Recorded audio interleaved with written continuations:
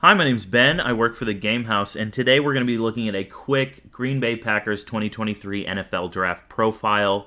Now, I'll say this in every draft profile, so if you're watching these back-to-back, I apologize. I'm not going to have any tape in here. It's hard for sites like us to get permission to use the tape without getting flagged on YouTube, so I apologize for that. So we're just going to be talking through it with this little article that I wrote. Now, I am a Packers fan, and to be honest with you, I have been a bit fed up with how the draft has been going in past years. I'm fed up with the way Brian Gutekunst has been running the team and picking up assets just to be good enough and not to be great. And now we're going to assume that Aaron Rodgers is going to get traded. It's almost certainly going to happen, so I don't know if the Packers will have more picks than what I am showing you right here. Very possible, but we're just going to go with what we have right now. So for the team needs, I just said that the Packers need to support Jordan Love. That's pretty much a no-brainer.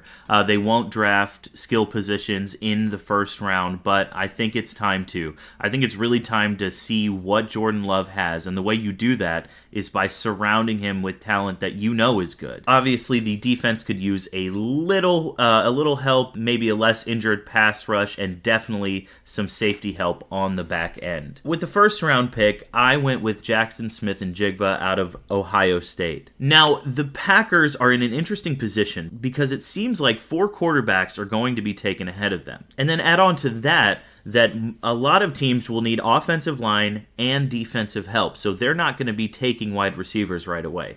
So at pick 15, I'm not saying this is going to happen, but it's completely logical that the Packers may have their pick of wide receivers, and there's going to be a lot of great wide receiver talent in the first round. So Quentin Johnston might be available, Zay Flowers might be available, Jordan Addison will probably be available. I really like the way he plays too.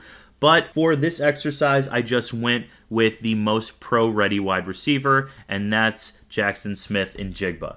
All right, so we have Joe DeTulio's draft profile right here. As you can see, he had 5 receptions for 43 yards and 8.6 yards per catch with 0 touchdowns last year. That was because of a hamstring injury. I don't really believe that's going to hang him up too much on the NFL draft boards. He had an insane 2021 season, but didn't see the field in 2022. So Joe agrees with me that Smith-Njigba is one of the best route runners in the class. He understands leverage timing and how to find the soft spot. That is huge for a rookie quarterback like we're about to play. Well, essentially a rookie quarterback. He knows how to get open, and young quarterbacks need to find the open receiver to get a confidence boost, see the ball go into the hands, collect the yards, and move forward. Like I said, he was injured, and the Packers are no stranger to drafting injury-prone players. It's kind of what they do. So he just has 1 season of production, as Joe mentions right here.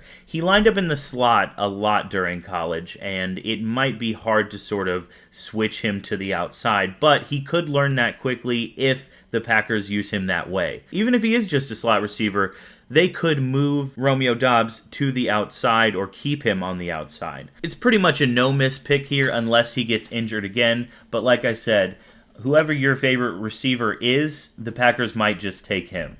Second round, I have us doubling down on offense. Now, this almost certainly won't happen. The Packers don't take offense early in drafts, and it's really frustrating, but this is my article and it's my exercise, so I went with Luke Musgrave, the tight end out of Oregon State, and we're going to look at his stats right here on ESPN. His 2022 stats, he only had 11 catches for 169 yards and a touchdown.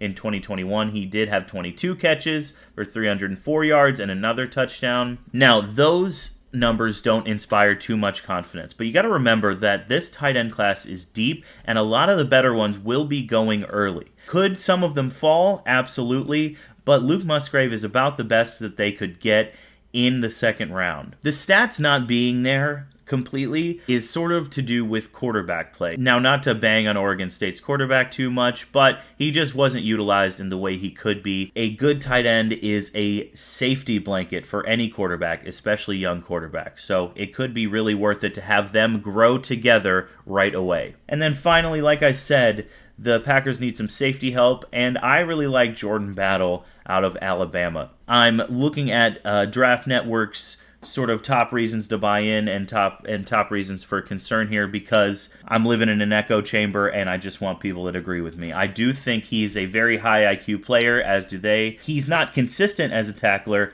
but he hits hard when he does. So the Packers need a quarterback on defense, and Jordan Battle could be that guy right away. He could call the plays, he's very smart, and he puts himself in the right positions. I'm not a big fan of Joe Barry and the way he schemes the defense, but if he finds out how to use a player like that comes out of a very successful college program, Battle could work out right away. Now, I'm sure there are going to be disagreements, and that's just fine with me. That's what draft season is about. So let me know what you think down below, and thanks for watching. I appreciate it.